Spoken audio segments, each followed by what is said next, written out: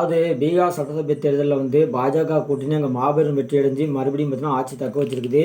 இந்த பாஜக கூட்டணியை பற்றி பார்த்தீங்கன்னா நிறைய பேர் வந்து இவிஎம் மிஷின் முறைகேடு பண்ணி வெற்றி பெற்றாங்க, எஸ்ஐஆர் மூலியமாக அவங்க வந்து முறைகேடு பண்ணி வெற்றி பெற்றாங்கன்னு சொல்லிட்டு இருக்காங்க.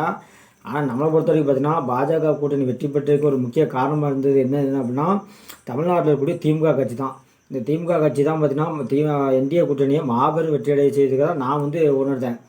ஏன்னா பீகாரில் வந்து பார்த்தீங்கன்னா திமுகவுக்கு கடுமையான எதிர்ப்பு இருப்பதை அறிந்த பிரதமர் மோடி தன்னுடைய முதல் பிரச்சார கூட்டத்திலே பார்த்தீங்கன்னா அவர் பேசின பேச்சு என்ன அப்படின்னா பீகாரிகளை திமுக தமிழகத்தில் துன்புறுத்துகிறது அப்படின்னு அவர் பேசினார்.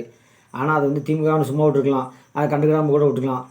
பிரதமர் மோடி அவர்கள் வந்து தமிழருக்கு எதிராக பேசுகிறார் என்ற கூவ அதை பார்த்தீங்கன்னா பாஜகவோட முன்னாள் தலைவர் அண்ணாமலை அவர்களை வந்து எடுத்து அவருடைய ட்விட்டர் பக்கத்தில் போட்டு விட்டார்.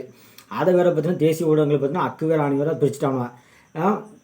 மேலும் பார்த்தீங்கன்னா சில வட இந்திய தலைவர்களும் பார்த்தீங்கன்னா பாஜக தலைவர்களும் அதை பற்றி சிறிய வீடுகளை வெளியிட அது காட்டு தீ போல் பார்த்தீங்கன்னா பீகார் முழுவதுமே பரவிட்டு சரி அதான் முதல் கட்டம் தான் அப்படி ஆயிடுச்சு.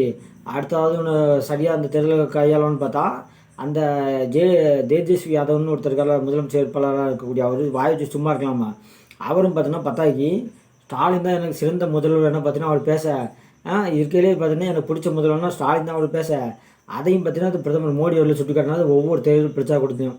காரணம் என்ன அப்படின்னா உதயநிதி பேசின பேச்சு தான். உதயநிதி பார்த்தீங்கன்னா கொஞ்ச நாளைக்கு முன்னால் வந்து சனாதனத்தை ஒழிப்பேன், சனாதனத்தை அழிப்பேன், பார்ப்பனத்தை பார்த்தீங்கன்னா ஒழிப்பேன்னு சொல்லிட்டு இருந்தால அந்த பேச்சுக்கெல்லாம் பார்த்தீங்கன்னா வட மாநிலங்களில் மிகவும் பிரபலமாக இருந்துச்சு சமய இடையில.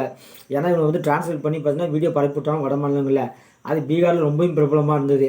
அதனால் பார்த்தீங்கன்னா மோடி தொடர்ந்து இந்த திமுக பற்றி பேசிட்டே இருந்தாலும் ஒவ்வொரு பிரச்சாரம் கொடுத்துலையும் பதாகி இந்த திராவிட ஷாக்கெலாம் பார்த்தீங்கன்னா காலங்காலமாக இந்திய எதிர்ப்பு பார்த்தீங்கன்னா அரசியல் செய்து கொண்டிருக்காங்கல்ல.